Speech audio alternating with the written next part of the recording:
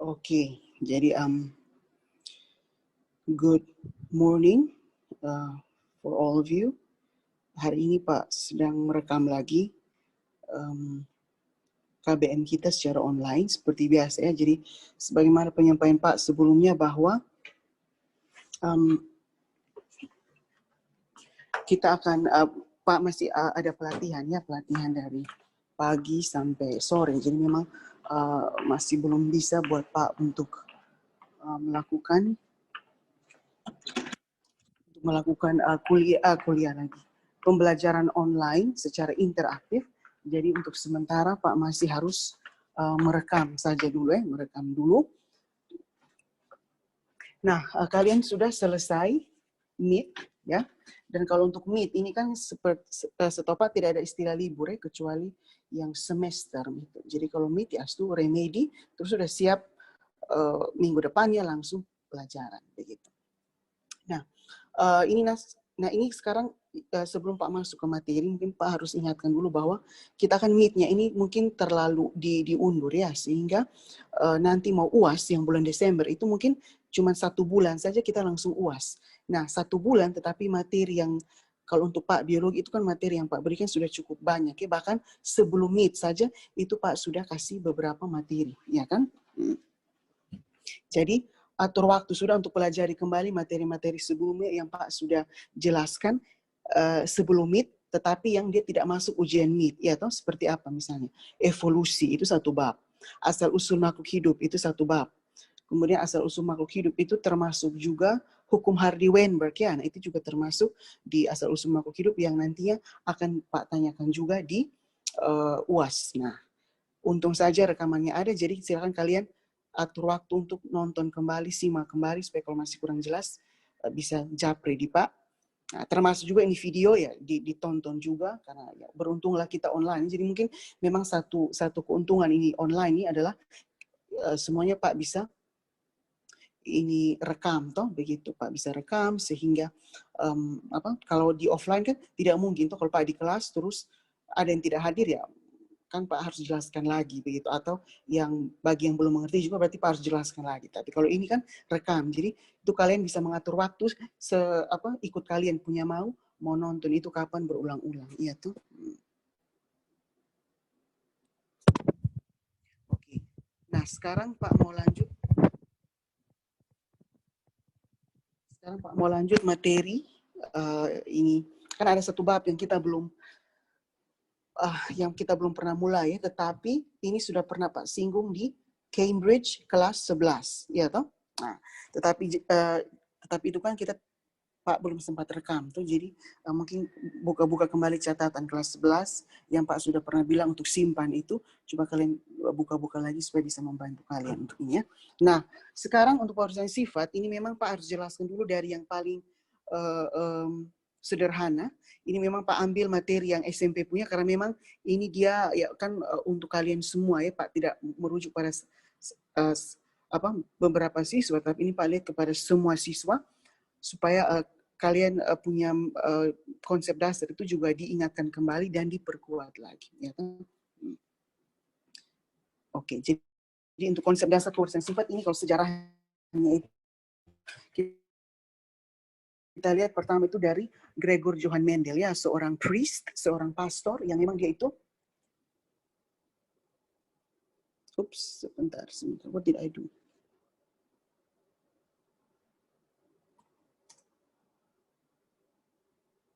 Sebentar, Pak ada balas WA lagi, ini WA semua.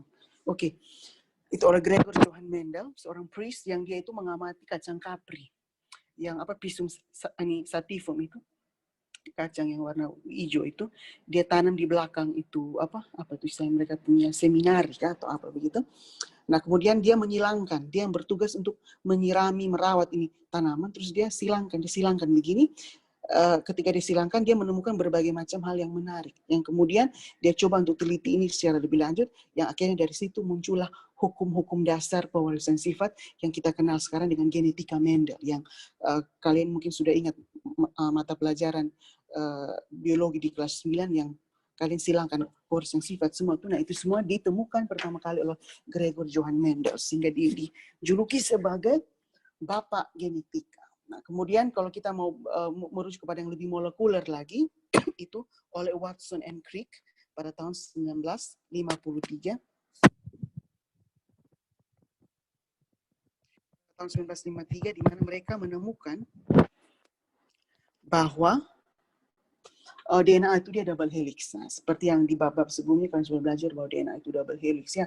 Itu sebenarnya bukan ditemukan oleh James Watson and Franz dengan Crick, bukan Watson dan Crick, tetapi itu oleh Rosalind Franklin. Ya, ini juga mungkin Pak sudah Pak belum sempat ini perbaiki ini slide. Tetapi sebenarnya bukan mereka ya, tapi oleh seorang wanita. Hanya pada zaman dulu itu memang wanita itu kan tidak terlalu dianggap dalam bidang ilmu pengetahuan. Jadi kalau wanita yang dianggap menemukan sesuatu itu dianggap ego, untuk pria itu tidak ada. Sehingga mereka ini yang bilang Watson dan Crick ini yang mereka menganggap bahwa mereka yang mengemukakan bahwa mereka yang menemukan itu DNA double helix. Tapi sebenarnya adalah Rosalind Franklin. Kalian bisa membaca itu di internet ya. Begitu.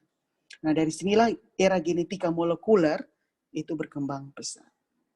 Oke, mengenai gen dan alen mungkin Pak lewati saja, karena ini mungkin kalian sudah dapatkan di bab-bab sebelumnya yang substansi genetika, bahwa intinya bahwa, mungkin yang perlu Pak tegaskan atau Pak ulangi di materi ini adalah bahwa di dalam kita punya sel-sel, di dalam kita punya tubuh, kita punya kromosom itu terletak berpasangan. Ingat ya, itu kan pernah Pak sudah pernah jelaskan tuh.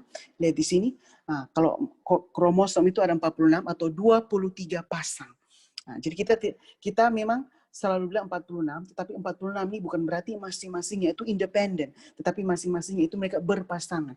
Berpasangan sehingga membentuk 23 pasang. Jadi biasa orang bilang 46 atau 23 pasang. Nah, 46 itu yang terdiri atas 22 pasang atau 44 itu yang kromosom tubuh, sedangkan sepasang itu yang merupakan kromosom seks atau kromosom yang menentukan kita punya ciri-ciri reproduksi, yang menentukan kita punya kelamin itu di satu pasang yang terakhir itu, yang di sini bisa lihat Pak punya kursor ini. Nah, ini yang menentukan kita punya jenis kelamin, determinasi seks, ini semua yang kita punya kromosom tubuh 44 ini. Nah, sebelum kita masuk ke dia punya nanti secara matematis dia punya persilangan, kita harus tahu dulu istilah-istilah yang penting. Ya, jadi yang pertama ada parental, P. Parent itu artinya induk ya, induk jantan, betina atau pria wanita. F itu filial atau individu, keturunan atau generasi. Jadi kalau F1 keturunan pertama, F2 keturunan kedua dan sebagainya. Kemudian sekarang kita merujuk pada gennya. Kalau gennya itu dominan, itu berarti gen yang menutupi suatu sifat. Nah, gen yang dominan itu biasa kita lambangkan dengan huruf kapital. Jadi kalau ada gen ini, gen yang dominan, berarti sifat yang dikode atau sifat yang diekspresikan oleh gen ini yang nanti akan muncul. Kalau gen resesif, gen yang ditutupi. Jadi kalau dominan dia yang menutupi, gen resesif dia yang tertutupi atau ditutupi. Nah, gen resesif ini dia dilambangkan dengan huruf kecil. Jadi kalau misalnya saja M itu merah. Berarti M besar, merah, M kecil, putih. Oh, berarti kita sudah tahu bahwa M itu adalah gen yang dominan, M besar. Kalau M kecil itu gennya resesif. Untuk satu alel. Alel itu artinya apa? Gen yang terdapat pada kromosom yang sama. Lihat ini. Jadi lihat, kalau misalnya saja ini kromosom nomor 1, pasangan kromosom nomor 1 ada 2 toh. Karena ini kan kromosomnya homolog. Berarti kalau misalnya saya gennya di sini, lihat di papan kursor, kalau gennya di sini, berarti yang sealel berarti di sini. Jadi gen yang terdapat pada lokus atau tempat yang sama pada kromosom homolognya. Nah, ini kromosom homolog. Tapi kalau gen yang ini pasti tidak sealel dengan yang 2, 3, karena mereka tidak homolog, mereka non-homolog. Tetapi kalau dia sama-sama 1, sama-sama 2, sama-sama 3, berarti itu yang homolog. Berarti dia yang alel. Kalau di sini ada gen 1, terus yang alel berarti dia harus di sini. Kalau sini gen B, berarti di sini juga harus gen alelnya berarti yang di sini. Kalau yang di sini perasaan kromosom nomor 4, kalau di sini gen berarti dia alel yang di sini. Ya, dia harus tempatnya sama pada kromosom homolog. Oke.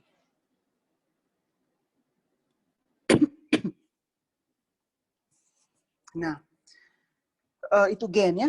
Kemudian ada gen intermediate. Gen intermediate atau kodominan artinya 2 gen yang memiliki pengaruh yang sama kuat. Jadi kalau ada merah dan putih bergabung, itu berarti dia tidak ada yang menang, tidak ada yang kalah. Jadi itu adalah merah muda misalnya. Itu berarti intermediate antara merah dan putih tidak saling mengalahkan.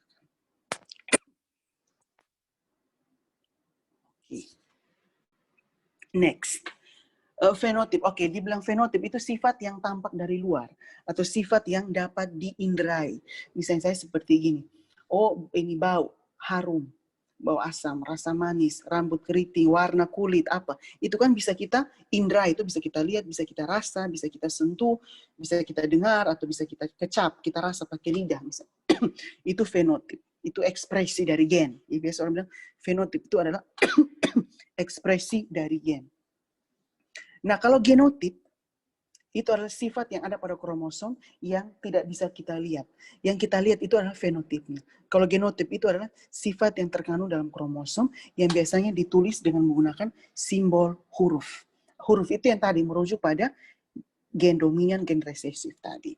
Nah, merujuk pada genotip, ini ada 2-3 kemungkinan cara kita menulis genotip. Jadi yang pertama, genotipnya itu homozigot. Homozigot berarti gennya itu alelnya sama dan sejenis. Jadi kayak A besar, itu berarti homozigot. Karena dia sama. Kalau sesama huruf besar berarti homozigot dominan. Kalau sama-sama huruf kecil berarti homozigot resesif. Begitu. Heterozigot berarti kalau dia alelnya berbeda, jenis gennya berbeda. Untuk kromosom homolog. Jadi dilambangkan dengan satu huruf besar, satu huruf kecil. Untuk jenis huruf yang sama. Jadi ingat kalau M besar dengan M kecil itu artinya mereka sealel.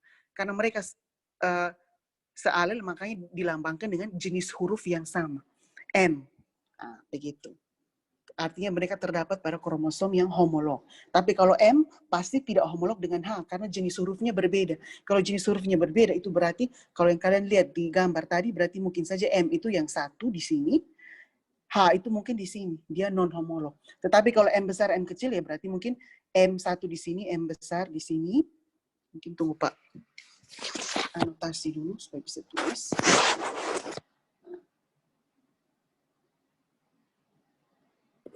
Sebentar. Oh ini. Nah, jadi kayak ini kayak agak sulit ini Pak tulis Pak ini sudah. Lihat Pak punya kursor saja. Jadi di sini. Jadi ini misalnya M besar di sini, M kecil mungkin di sini. Ya, itu dia harus sejajar. Begitu. Jadi kalau M besar di sini, M kecilnya di sini.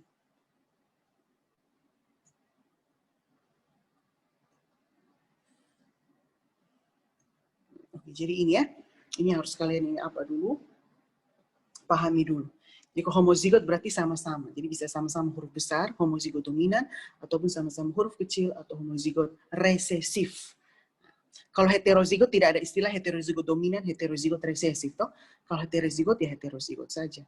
Jadi M besar, M kecil, H besar, H kecil, C besar, C kecil, dan seterusnya. Nah, oke. Sekarang untuk kita sudah mulai masuk ke punya inti bagaimana kita menghilangkan ini, persilangan ini. Ya, jadi pertama persilangan monohibrid. Kalau persilangan monohibrid itu mono satu, artinya persilangan dengan satu sifat beda. Dari mana kalau ada soal itu kita bisa menentukan bahwa dia ini satu sifat beda, kita lihat dari dia punya jenis huruf. Kayak contoh di sini kan cuma T saja toh, cuma satu jenis huruf T. Terserah mau T besar atau T kecil kok, yang penting kan cuma T. Berarti cuma satu jenis, cuma satu sifat saja. Berarti dia persilangan monohibrid. Begitu. Nah, kita lihat. Contohnya saja seperti ini. Keturunan pertama itu tumbuhan batang tinggi disilangkan atau dikawinkan dengan tumbuhan sejenis berbatang pendek. Nah, kita lihat. P1, P ini kan parental tuh. Jadi cara kita menulisnya itu seperti ini. P1, P induk pertama itu ya ini sudah ditentukan di soalnya. T besar berarti homozigot dominan, dan T kecil. Nah, ini batang tinggi. Nah, ini dia punya genotip toh. Ini genotip, ini dia punya fenotip, batang tinggi. Fenotip itu kan tipe ekspresi. Kalau T besar jadinya apa? Oh, jadi tinggi. Tinggi, T kecil jadinya batang pendek. Nah, kemudian kita di bawahnya lagi kita harus tulis gamet. Gamet itu apa? Sel sperma dan sel ovum toh. Nah, di siklus sel itu kita sudah belajar bahwa ketika saya punya kromosom itu 46, berarti di saya punya sperma pasti cuma 23 saja toh, setengahnya toh. Dan kalau cewek atau wanita berarti cuma 23 saja dia punya sel telur atau sel ovum. Sehingga kalau gamet ini setengah dari dia punya genotip. T besar, T besar. Karena sama T besar berarti kita cukup tulis satu saja, T besar saja. Ini juga berlaku sama T kecil dia T kecil saja, itu di penggamet. Kemudian F1 itu kan sel sperma bertemu dengan sel ovum. Ya, sel sperma bertemu dengan sel ovum, berarti anggap saja ini T besar berhubungan dengan T kecil. Jadi T besar fertilisasi dengan T kecil jadinya T besar T kecil. Sehingga untuk keturunan pertama F1 fenotipnya batang tinggi. Nah, kalau di sini dia bilang dia punya fenotip batang tinggi, berarti kita sudah bisa menyimpulkan bahwa dia ini sifatnya dominan penuh. Karena apa? Ketika terdapat dalam kondisi heterozigot. Di mana Pak? Mouse sebentar. Ketika terdapat dalam kondisi yang heterozigot seperti ini, T besar tutup T yang kecil, sehingga dia jadinya batang tinggi. Sekarang, F1 disilangkan lagi dengan sesamanya. Sudah dapat F1, disilangkan. T besar, T kecil, T besar, T kecil. Itu induk yang kedua. Jadi, tadi dia generasi pertama, sekarang dia sudah menjadi orang tua lagi. Toh. Orang tua yang kedua.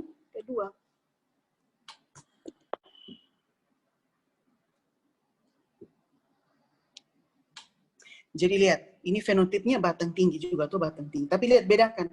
Fenotipnya dari sini kalian sudah bisa menyimpulkan bahwa fenotipnya boleh sama, tetapi genotipnya berbeda. Lihat, yang di atas tadi kan batang tinggi tapi T besar. Di sini batang tinggi tapi T besar, T kecil. Bisa saja seperti itu. Fenotip sama, but the genotype is different. Genotype is different. Nah, sekarang kalau T besar, T kecil, berarti gametnya itu bagaimana kita buat? Gametnya itu berarti kita pisahkan karena dia berbeda, ada T besar, ada T kecil, ya berarti kita pisahkan T besar sendiri, T kecil sendiri. Ya berarti ini juga sama toh, pisahkan T besar sendiri, T kecil juga sendiri. Sudah dapat dia punya gamet, kemudian kita silangkan silangkan itu. Nah, inilah hukum Mendel yang kita buat ini, yang di gamet ini, yang kita buat ini adalah hukum Mendel yang pertama. Hukum Mendel yang pertama itu hukum segregasi. Ini Pak tidak mau tulis di PowerPoint, supaya Pak mau kalian juga menyimak Pak. Ini Pak mau mengetes apakah kalian menonton Pak punya video atau tidak. Jadi siapa tahu kalau Pak tanya nanti di ulangan atau ujian bisa tahu. Jadi yang kita lakukan yang tadi, yang gamet ini, yang kita pisahkan T besar, pisah sendiri, T kecil, pisah sendiri. Ini yang kita lakukan adalah kita menerapkan hukum Mendel yang pertama. Yaitu apa? Hukum segregasi. Segregasi itu artinya apa? Memisah. Nah, pada hukum Mendel yang pertama ini, dia mengemukakan bahwa gen-gen itu ketika dia memisah secara acak. Nah, acak itu artinya apa? Kalau di matematika kalian sudah belajar bahwa acak itu artinya semuanya memiliki peluang yang sama. Jadi kalau T besar dikasih pisah, ya berarti T kecil juga dikasih pisah dong. Tidak bisa kita cuma tulis di sini T besar saja. T kecil juga harus ada tulis di sini. Nah Pak, kalau memang begitu kenapa yang di atas ini Pak cuma tulis T besar saja? Padahal kan T besar ini kan ada dua. Kenapa kita tidak buat dua-dua? Terus begitu pun juga pada T kecil. Ini kan ada dua. Kenapa kita tidak tulis T kecil juga, T kecil lagi? Nah, ini hanya karena dia sama. Kalau sama, ngapain kita tulis double? Karena apa? Nanti di pengerjaan yang terakhir, itu kan kita akan buat perbandingan. Nah, perbandingan ini kan kita pasti akan buat sampai yang paling kecil. Toh. Nah, kalau memang kita pada akhirnya kita akan kecilkan dia, ya berarti dari awal kita kecilkan memang. Kalau memang T besar, sama ya kita cukup tulis satu. Toh, begitu. Kan sama saya seperti ini, 4:4. Kan sama saya dengan 1:1. Toh. Kalau memang pada akhirnya kita mau kecilkan dia karena perbandingan, ya berarti dari awal juga kita kecilkan dia sudah dalam tanda petik. Artinya kalau yang sama, kita tidak perlu tulis double-double. Kita cukup tulis satu. Kecuali kayak yang di bawah ini, dia berbeda, makanya kita tulis T besar sendiri, T kecil sendiri. Begitu.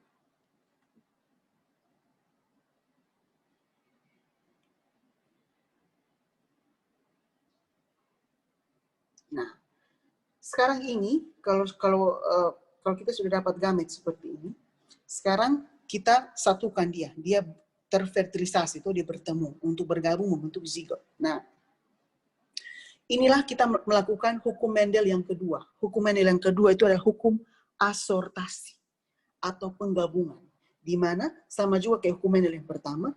Tadi kan gen-gennya memisah secara acak, tuh itu hukum Mendel pertama.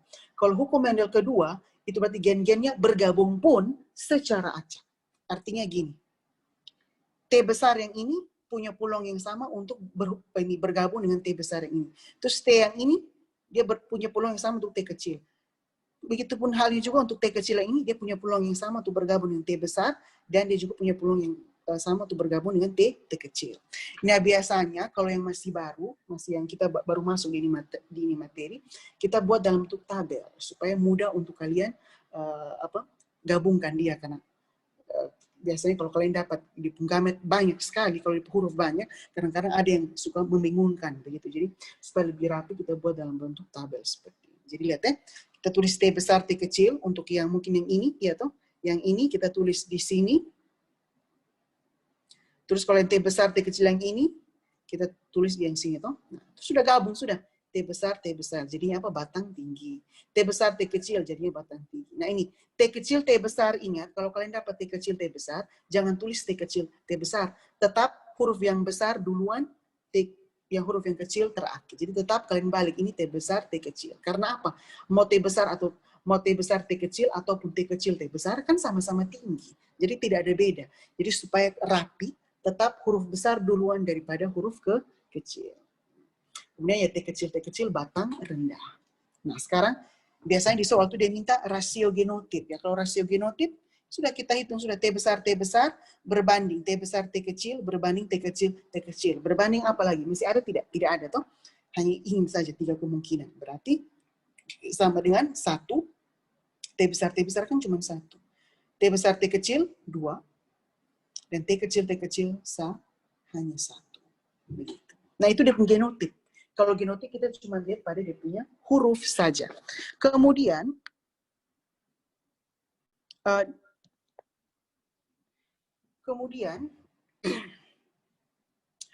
menentukan ini huruf ini juga mungkin perlu untuk Pak jelaskan.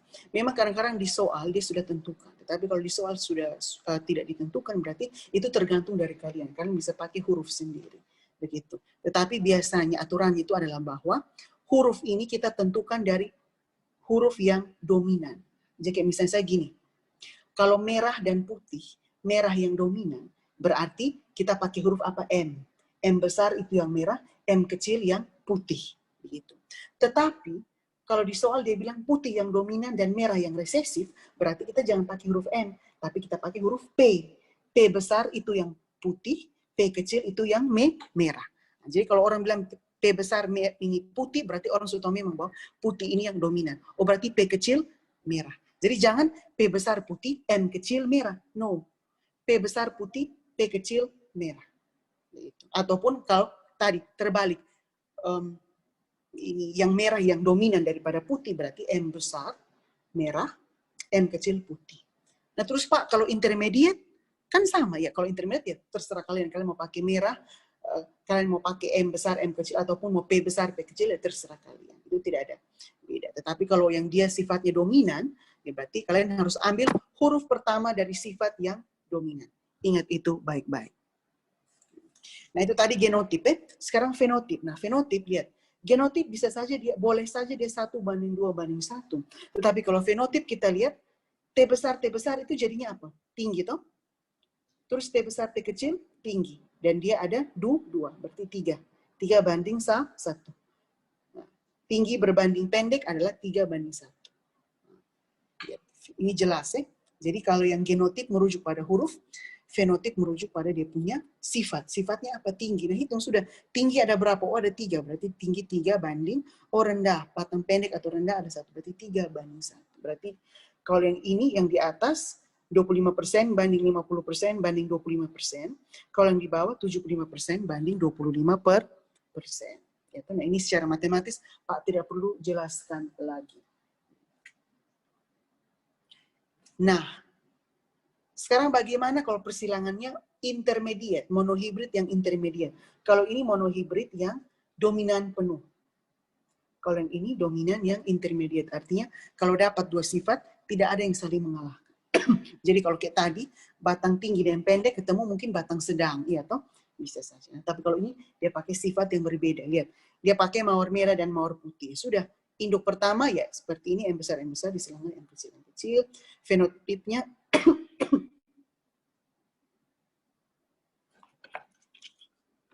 sebentar, Pak cas HP dulu cas laptop dulu.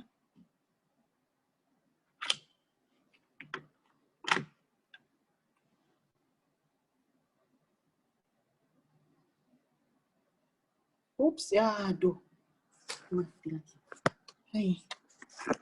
Sorry, ini mati. Aduh, kalau ini laptop mati berarti video nanti akan ada dua sama kayak yang kemarin itu. Yang kayak kemarin itu kan Pak ada posting videonya ada. Oke, jadi sorry ya tadi itu tanpa ini Pak laptop mati. Jadi ini Pak tidak cek baik-baik apa dia mati. Nah, kalau mati itu berarti pasti videonya langsung ada dua. Nah, karena Zoom itu kalau kita rekam, terus tiba-tiba laptop atau gadget kita mati, berarti dia langsung otomatis convert itu jadi video. Nah, jadi akhirnya ini kalau Pak rekam lagi, berarti videonya ulang lagi. Jadi makanya kayak hari apa? Hari Jumat, hari Kamis itu kan ada dua video toh, part 1 and part 2. Nah itu karena itu yang Pak laptop mati. Jadi dia langsung otomatis buat jadi video. Padahal kan Pak maunya videonya itu satu begitu.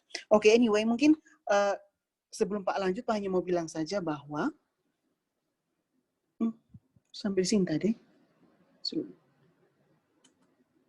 Nah, monohibrid. Nah, kembali ke yang tadi monohibrid yang dominan penuh, ya ini dominan penuh Jadi kalau T besar ketemu T kecil jadinya yang T besar punya batang tinggi. Nah, ini sebenarnya kalau kalian dihadapkan pada soal apapun, sifat apapun, dia punya pola ini tetap sama. Hanya rubah di dia punya huruf saja. Itu yang Pak harapkan kalian bisa paham ini. Karena seringkali itu, ya oke memang sih kalau ini Pak jelasin pada yang SMP, yang adik-adik yang mungkin baru belajar, jadi mereka masih kebingungan. Kalau Pak ganti dia punya sifat, mereka sudah tidak bisa kerja lagi. Tetapi Pak harapkan kalian yang sudah SMA ini, ketika Pak ganti dia punya sifat, dan ganti dia punya huruf otomatis. Kalau sifatnya berganti, pasti dia punya huruf juga ganti. Kalian tetap masih bisa kerja, karena dia punya pola ini tetap sama. Nah, gitu. Hanya beda diganti huruf. Nah, sekarang Pak jelaskan lagi yang monohibrid tapi dia intermediate. Nah, ini juga sama, merah, M besar, ini M kecil.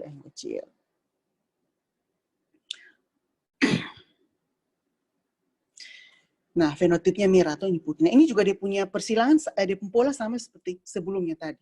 M besar berarti M besar di sini, M kecil di sini, ketemu jadinya M besar, M kecil. Tapi beda tuh mulai dari sini. Lihat. Fenotipnya kita tidak bilang merah, tapi kita bilang dia merah muda. Iya toh? Karena dia intermediate. Jadi ketika merah dan putih ketemu, tidak ada yang saling mengalahkan. Nah, kemudian itu F1. Ketika F1 disilangkan dengan sesamanya, jadinya apa? Berarti sama juga kayak yang tadi toh. P2 berarti M besar M kecil disilangkan dengan M besar M kecil. Sudah, ini jadinya M besar, ini M kecil. Ini M besar, ini M kecil. Iya toh? Nah, sama juga kayak tadi, kita buat tabel saja. Ya ini mungkin buat yang baru pertama, tapi kalau kalian sudah latihan soal, nanti ini sudah sudah terpetakan di kalian punya otak, itu kan tidak perlu buat tabel lagi. Kalau Pak biasa langsung pakai anak panah. Ini dengan ini jadi apa? Ini dengan ini jadi apa? Ini dengan ini jadi apa? Ini dengan ini jadi apa? Langsung cepat. Masukkan ke tabel seperti tadi, terus kita tentukan sudah dia punya fenotip. M besar merah.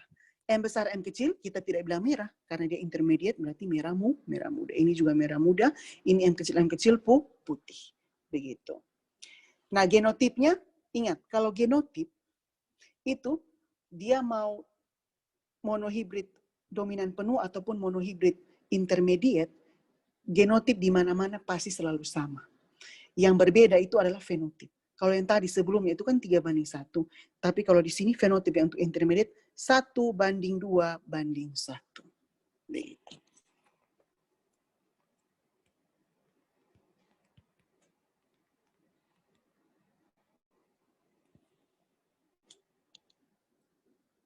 Begitu Nah, jadi kalau untuk intermediate kita bisa simpulkan bahwa rasio genotip dan fenotip ternyata sama 1:2:1. Tetapi hal yang berbeda terjadi pada monohibrid penuh tadi, kalau dia punya rasio genotip itu 1:2:1, tapi dia punya fenotip 3:1. Nah, di sini yang Pak mau kalian untuk kalau menghafal juga boleh. Kalau heterozigot sempurna disilangkan dengan sesamanya, lihat ini kan loh kenapa ini? Kalau heterozigot sempurna ini T besar T kecil disilangkan dengan T besar T kecil, atau kalau Pak pakai pola A besar A kecil disilangkan dengan A besar A kecil, berarti kalau untuk monohibrid penuh dia pun perbandingan pasti 3:1, selesai. Tetapi kalau untuk yang monohibrid intermediate, kalau A besar A kecil disilangkan dengan A besar A kecil sesama heterozigot, pasti dia 1:2:1. Itu kalian sudah harus ingat itu. Begitu ya. Jadi ini kalian tolong nonton lagi nih video, kalau memang masih kurang mengerti, balik lagi supaya lihat lagi, balik lagi, playback lagi supaya bisa lihat lagi. Jadi Pak harapkan sampai di sini semua sudah bisa mengerti ya. Dan ingat itu, kalau sesama heterozigot disilangkan, dia langsung 3:1 untuk monohibrid penuh, dominan penuh, dan dia 1:2:1 untuk dominan sebagian. Nah, sekarang kita masuk yang berikut, persilangan di hibrid. Persilangan di hibrid itu persilangan dengan dua sifat beda. Kalau dua sifat beda berarti dia tunjukkan dengan apa? Dua jenis huruf. Nah, jadi kayak A dan B, itu berarti pasti di hibrid. B dan C, itu pasti dua ini. M dan K, itu pasti dua jenis huruf, itu pasti dua sifat beda. Pastinya itu di hibrid. Dan harus kalian perhatikan bahwa kalau untuk tingkatan kalian SMA, persilangan di hibrid itu sudah pasti di hibrid yang dominan penuh. Tidak pernah dikasih soal yang di hibrid dominan sebagian, itu tidak pernah, karena nanti perhitungannya lebih ribet. Tapi kalau untuk monohibrid, bisa dominan penuh, bisa juga intermediate. But for the hybrid, itu dia bisa, itu tadi. Kalau untuk di hybrid, dia hanya yang di hybrid dominan penuh saja. Begitu. Nah, lihat, sekarang kita lihat contoh.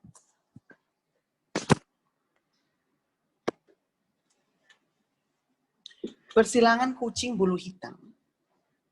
Ekor lurus homozigot dominan, dia sudah kasih punya hitam lurus, B besar, B besar, E besar, E besar, dengan putih bengkok, B kecil, B kecil, E kecil, E kecil. Nah, dia terus seperti ini. Hitam lurus, putih bengkok. Genotipnya, kebetulan di soal dia sudah tentukan. Nah, gametnya, B besar, E besar, B kecil, E kecil. F1-nya adalah B besar, B kecil, E besar, E kecil. Oke. Nah, ini yang Pak harus jelaskan. Sekarang, ini kan sudah ada dua jenis huruf. Bagaimana kita menentukan gamet? Lihat, ini kan B. B besar berarti cukup B saja, toh? B besar saja. E besar, cukup E besar saja. Sudah B besar, E besar. Digabung, dia ingat, digabung. Perlaku yang sama untuk yang B kecil, E kecil, E kecil. B kecil sama, jadi B kecil 1. E kecil, E kecil 1 saja. Dan mereka berdua digabung. Nah, itu di gamet. Nah, ketika di F1, ketika mereka berdua ini bergabung, nanti kalian jangan tulis BE, tetapi sesama jenis huruf dikelompokkan sendiri-sendiri. Jadi, B besar ketemu dengan B kecil, tulis B besar, B kecil. Terus E besar ketemu dengan E kecil, ya. E besar, E kecil. Fenotipnya bagaimana? Kita lihat per huruf. B besar dan B kecil. Tadi kita sudah bilang bahwa dia dominan penuh, itu berarti B besar tutup yang B kecil. Berarti hitam. Iya toh, karena kan hitam. Terus E besar tutup yang E kecil berarti hitam lurus. Nah, tetapi hitam lurus, but dia punya genotip adalah heterozigot sempurna. B besar, B kecil, E besar, E kecil.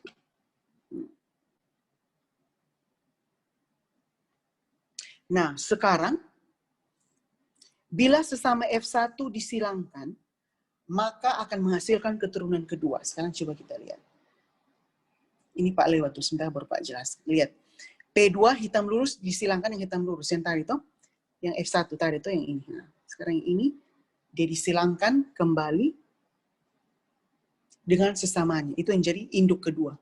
Jadi genotipnya B besar, B kecil, E besar, E kecil disilangkan dengan sesamanya. Ini kan heterozigot sempurna, toh? Disilangkan dengan sesamanya. Nah, dia punya gamet jadinya 4. Bagaimana bisa seperti ini? Oke, ini yang mungkin Pak harus... Pak share whiteboard. Oke, ini sudah muncul whiteboard belum? Oke, sudah. Nah, ini ya Pak mau ini apa? Jelaskan. Menentukan jenis gamet. Menentukan jumlah dan jenis gamet. Menentukan jumlah dan jenis gamet. Kalau jumlah gamet kita tentukan dengan dua pangkat n ya, 2 pangkat n. Di mana n itu merupakan jumlah genotip yang heterozigot.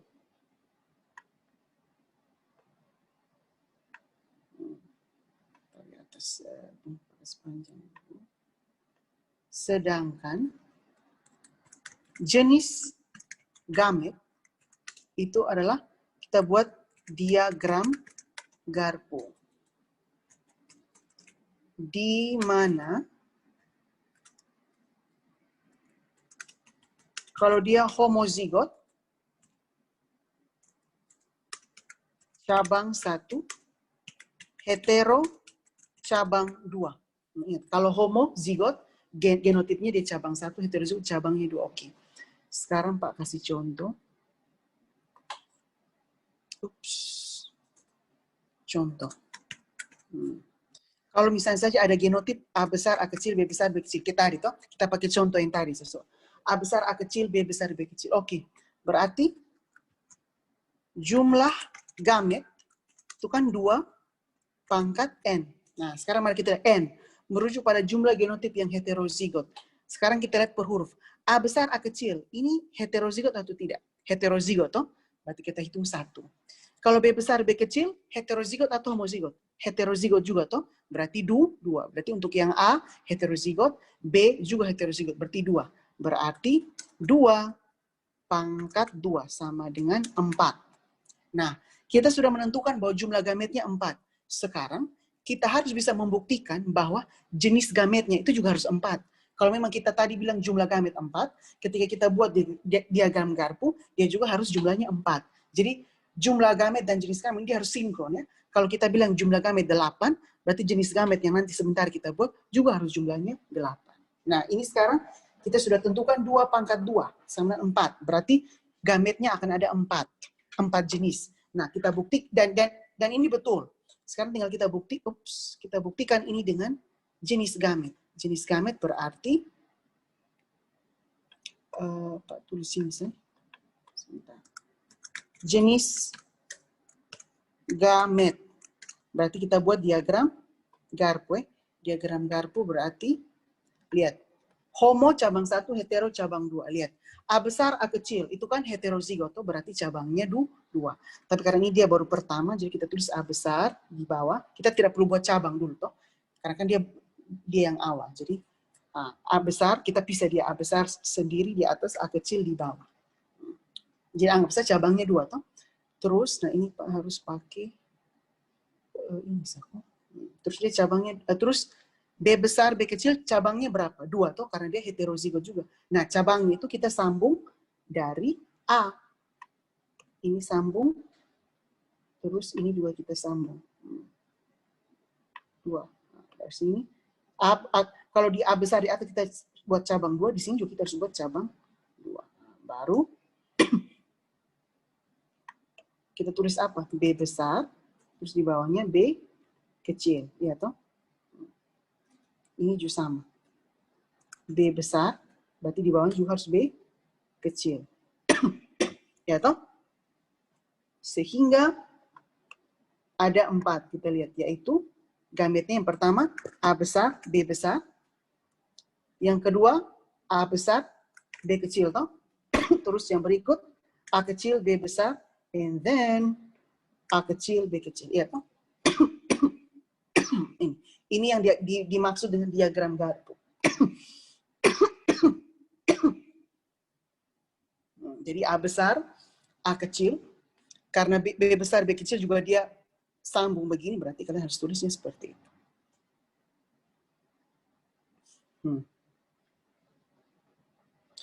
Jadi ada 4 toh, 1, 2, 3, 4.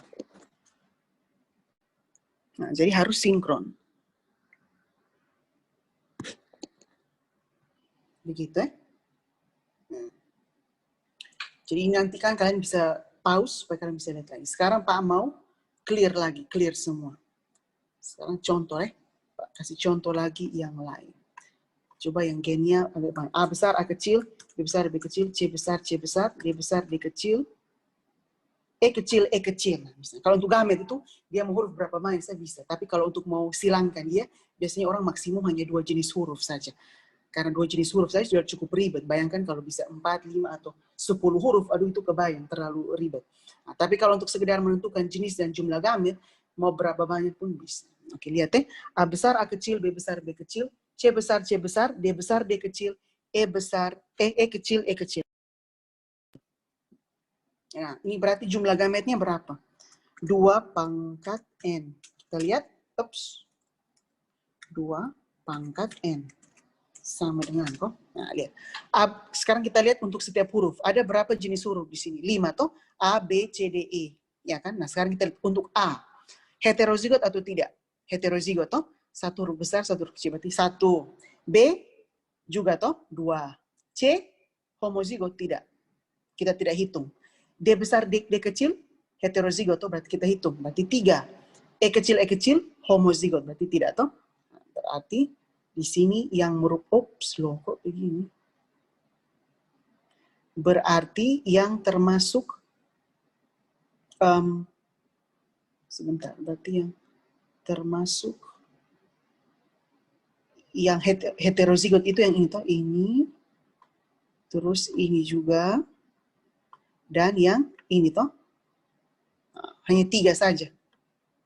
Berarti dia 2 pangkat 3 toh, 2 pangkat 3 sama berapa? 8. Nah, sekarang kita buktikan itu apakah betul dia punya jenis gamet harus 8, harus benar. Oke. Ini sekarang Pak harus undo kok. Undo karena undo ini. Gitu. Oke, nah, Pak hilangkan itu. Berarti tadi 2 pangkat 3. 3 sama 8. Oke. Nah, itu. Sekarang kita buktikan itu dengan diagram garpu. Nah, diagram garpunya ini kita harus, karena dia sampai 5, berarti ini kita buat harus agak panjang. Jadi biar Pak tulis di sini. A besar, A kecil, berarti 2 cabang. Tuh berarti kita tulis A di sini, A kecil biar di sini. Oke. Sekarang, B besar, B kecil, cabangnya berapa? 2 juga toh, karena kan dia B besar, B kecil, heterozigot, berarti cabangnya 2. Mari kita buat cabangnya.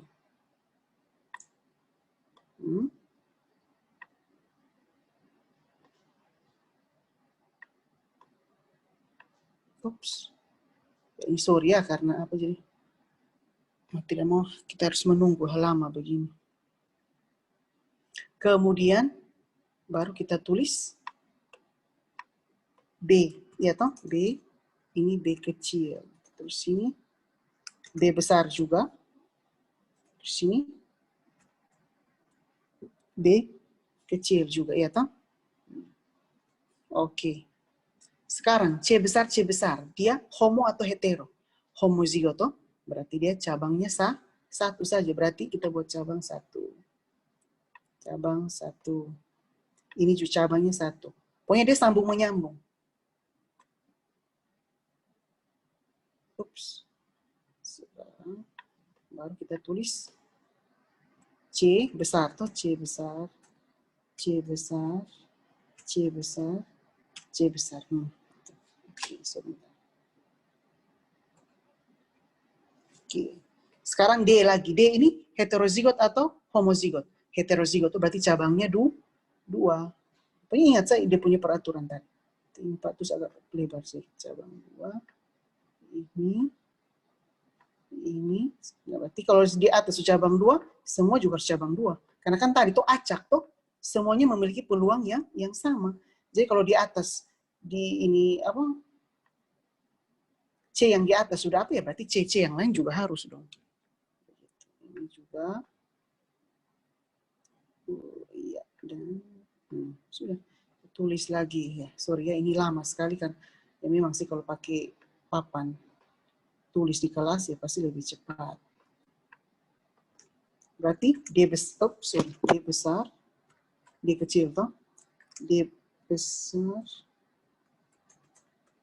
D kecil, D besar, D kecil, D besar, D kecil. Begini. Terus ke E lagi. E apa? Homo atau heterozigot? Homozigot toh berarti cabangnya 1. Sudah kita sambung lagi dari yang tadi. Ini 1. Ups. Ini 1, cabangnya 1. Ini, ups.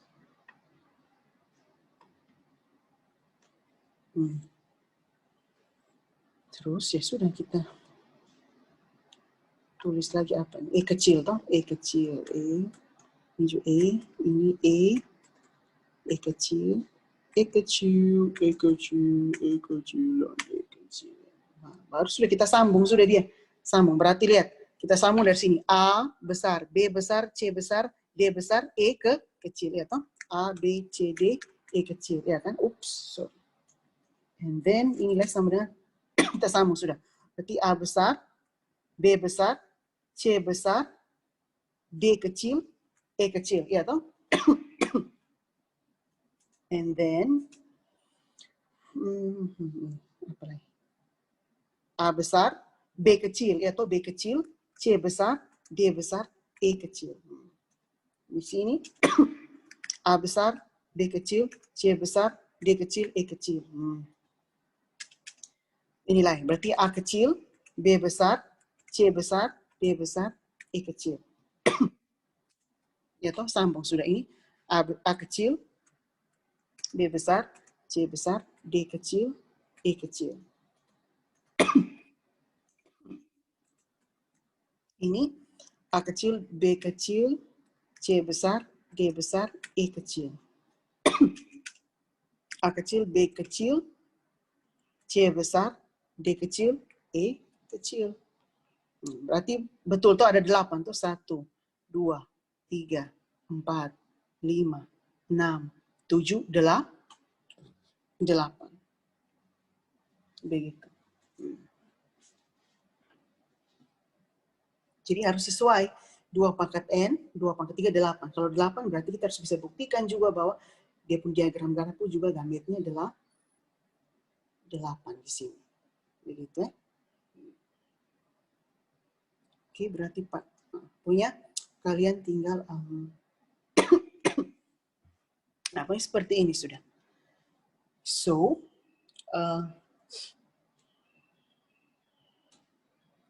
Pak kasih waktu untuk lihat, cermati dulu, atau paling kan nanti kalian bisa pause juga tuh ini rekam. Jadi seperti itu caranya kalau ada soal yang dia cuma tanya sebatas jumlah dan jenis gamet. Berarti itu tadi pakai diagram Garpu untuk jenis gamet dan menggunakan 2 pangkat N untuk jumlahnya.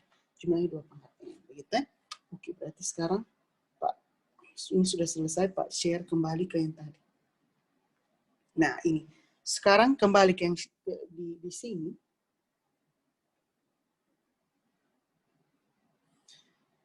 P2 kan hitam lurus, di apa dengan hitam lurus? So? Genotipnya B besar, B kecil, E besar, E kecil. Gametnya ini, Pak tidak perlu jelaskan lagi bagaimana bisa dapat ini. Pokoknya ada 4 dan seperti ini juga ada 4. Nah lihat, gametnya sudah yang sebelah sini, yang ini kita taruh di sini, yang sebelah sini kita taruh di dia punya kolom. Sudah. Sekarang mari kita tentukan sudah ini. Ini dengan ini jadinya B besar, B besar, E besar, E besar. Toh. Terus kalau ini, kalau yang di sini berarti ini ketemu dengan ini. Toh. Kemudian B besar, B besar, E besar, E kecil. Nah, lihat sini terus. B besar, B kecil, E besar, itu dia seperti ini. Nah, pokoknya ini Pak tidak perlu jelas, ini menurut Pak mudah saja. Pokoknya kalau di sini misalnya yang hitam bengkok, perhatikan antara ini dengan ini toh. Lihat, antara ini di sini dan ini jadinya seperti apa. Nah, pokoknya kalian sudah lihat dia punya huruf semua sudah digabungkan. Intinya ingat, kalau untuk sesama jenis huruf, sesama B, sesama E, kalau kecil dan besar tetap besar duluan baru kecil. Ya, itu kayak ini.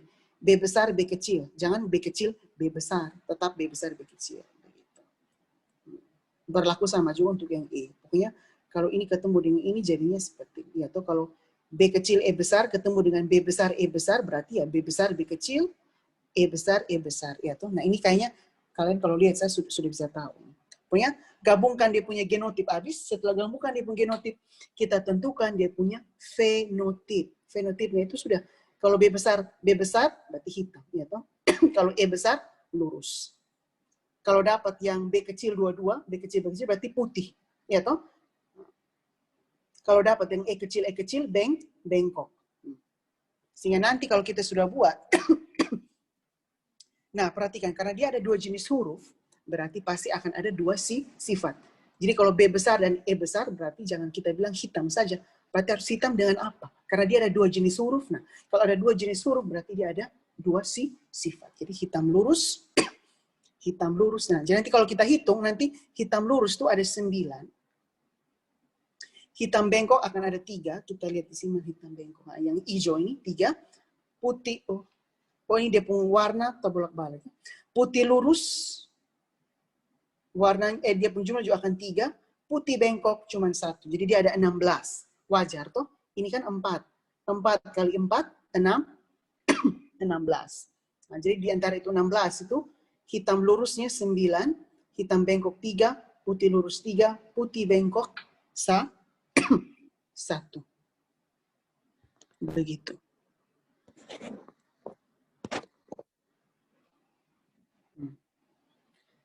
9, 3 banding 3 banding 1. Oke. Bisa ini. Nah, di sini yang Pak mau, ya kalau rasio genotip nanti kalau kalian tinggal lihat, saya B besar, E besar, jumlahnya berapa. Ini kalian tinggal hitung. Oh, dia 1. B besar, E kecil, tinggal hitung. Saya itu pasti ada 2. Namanya. Tapi kalau fenotip, 9, 3, 3, 1. Nah, di sini yang Pak juga mau kasih tahu lagi suatu hal singkat. Lihat, ini kan kita lihat di atas. B besar, B kecil, E besar, E kecil. Disilangkan dengan sesamanya. Ini juga kalian bisa hafal di cara singkat. Pak share lagi whiteboard.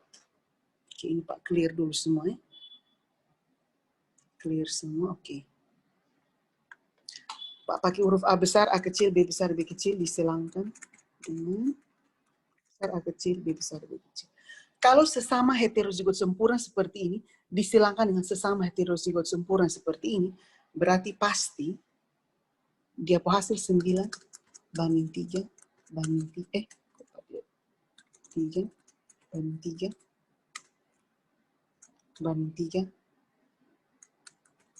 banding 1.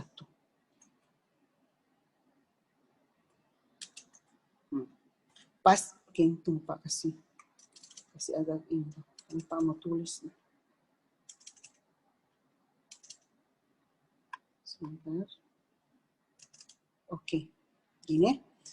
Sesama heterozigot sempurna itu dari mana Pak saya menentukan ini? Besar kecil, besar kecil. Besar kecil, besar kecil.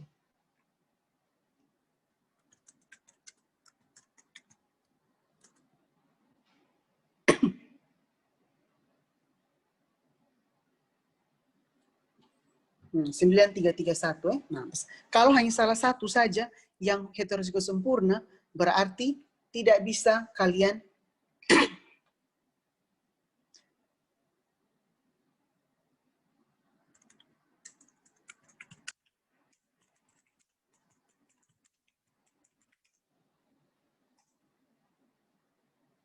sebentar ini pada balas WA. WA jangan terus. Oke, sudah. Sorry. Nah, jadi ingat ya, dia harus sesama heterozigot heterozigot sempurna. Jadi besar, kecil, disilangkan dengan besar, kecil, besar, kecil. Kalau hanya salah satu saja yang heterozigot sempurna, kita tidak bisa gunakan cara singkat ini. Tidak bisa kita langsung blend 9331, tidak bisa. Ingat itu baik-baik. Nah, jadi kalau dapat seperti ini, ingat, ini pola ini berlaku untuk untuk apapun ya. Kalau dia ada ganti huruf saja, kalian tinggal lihat, kalau dia besar kecil, besar kecil, besar kecil, besar kecil, berarti 9331. Berlaku untuk jenis huruf apapun. Ingat. Di mana 9331 ini adalah A titik B titik. Kalau 3 yang pertama, A titik, B kecil, B kecil. 3 yang kedua adalah A kecil, B besar titik. Dan 1 adalah A kecil, B kecil, B kecil.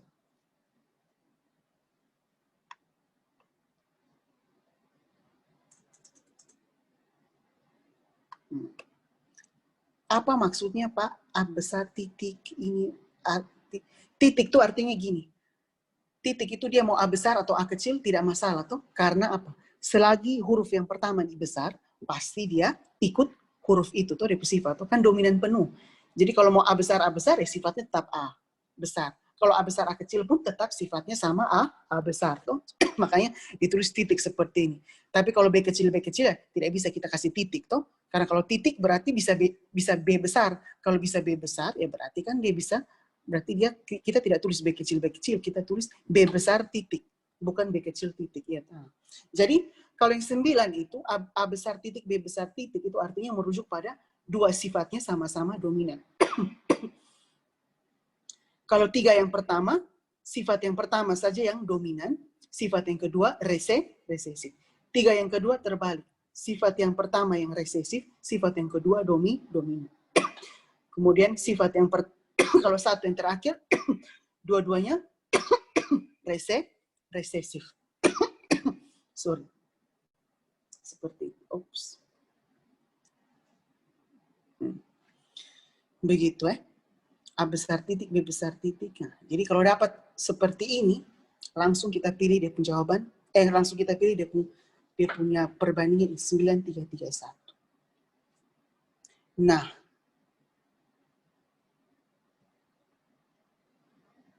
Pak kembali lagi ke sini. Oke, kalau ini menurut Pak cukup mudah. Ini latihan mandiri. Perhatikan ya. Ini latihan mandiri.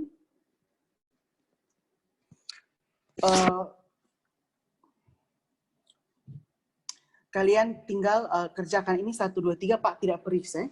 Tapi latihan saja mandiri. Pokoknya Pak mau kalian belajar untuk berkomitmen.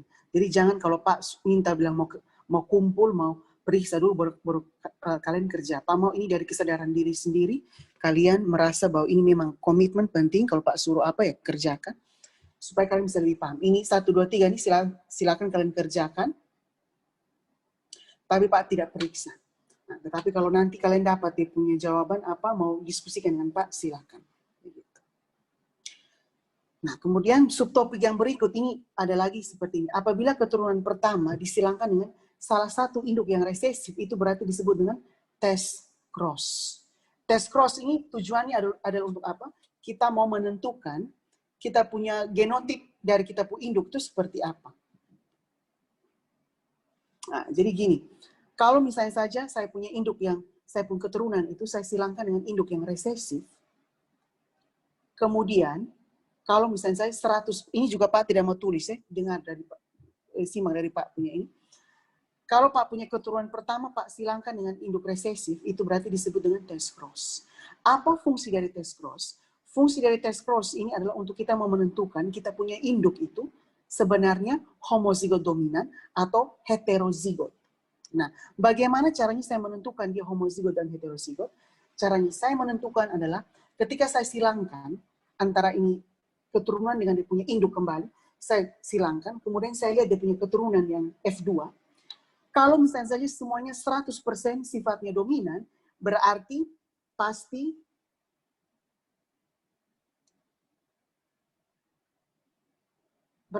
oke, berarti pasti saya punya F1 itu, dia sifatnya dominan.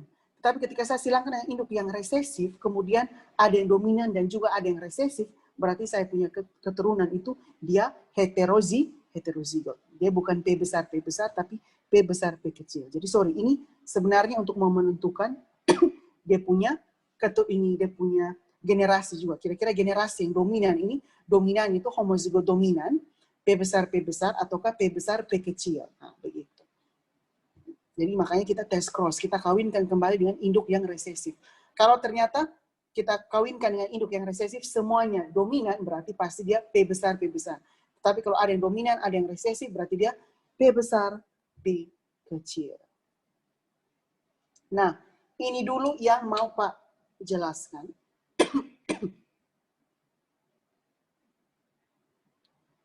Sebentar. Ini dulu yang Pak mau jelaskan.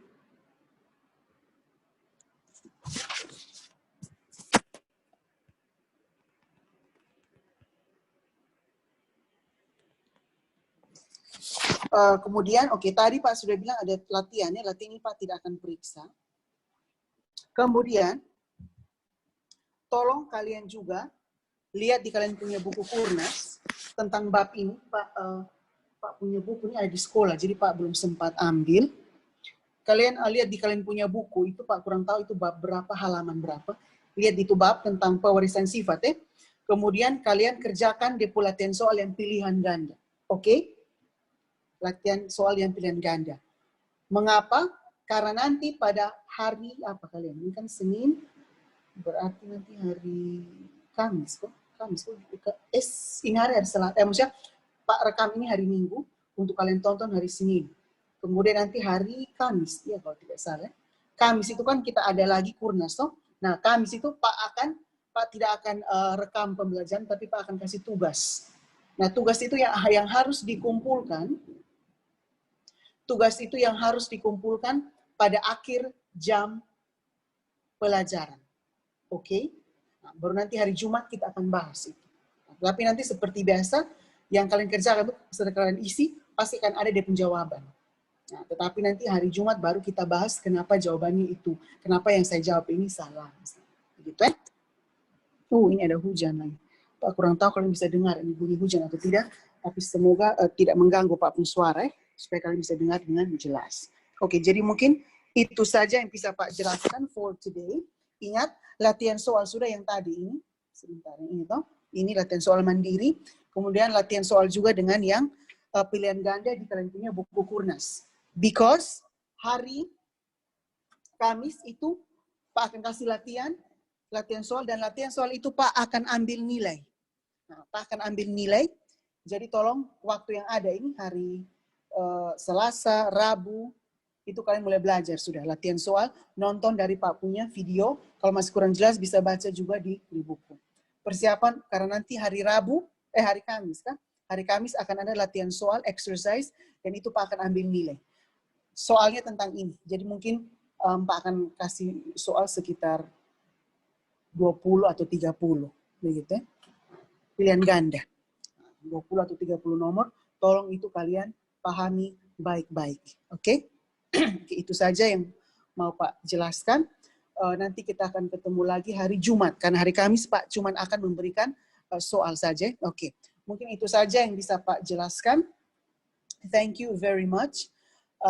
Kalau masih ada yang kurang jelas, bisa lewat WA. Itu saja. Ingat jaga kesehatan semua. Jaga kesehatan dan tahun depan kita bisa ketemu lagi ya. Oke, itu saja. See you all.